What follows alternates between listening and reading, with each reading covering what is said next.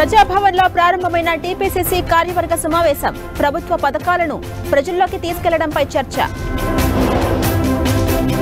ఒడిశా నైని బొగ్గు బ్లాక్ పనులు వేగవంతం చేయాలి. 4 నెలల్లో ఉత్పత్తి ప్రారంభించాలన్న భట్టి. అచ్యుతాపురం రియాక్టర్ పేలుడు ఘటనలో ఒకరు మృతి. ఆసుపత్రిలో చికిత్స పొందుతున్న బాధితులు. పోలీస్ విచారణకు రాజ్ తరుణ్ హాజరుపై సస్పెన్స్. రేపటితో ముగియబోతున్న గడువు.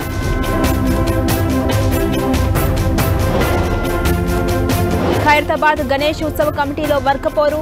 సమన్వయ లోపంతో నిలిచిన విగ్రహ పనులు.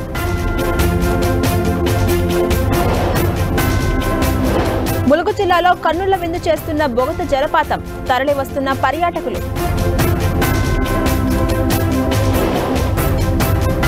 రేపు తెరుచుకోనున్న పూరి రత్న భండార్ 3వ గది. భారీగా బంగారు ఆభరణాలు ఉన్నట్టు అంచనా.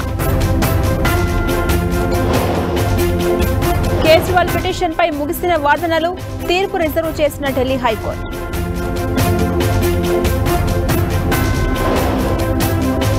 జమ్మూ ఉగ్రదాడిపై బజరంగ్ దళ్ ఆందోళన. పాకిస్తాన్ దిష్టిబొమ్మ దహనం.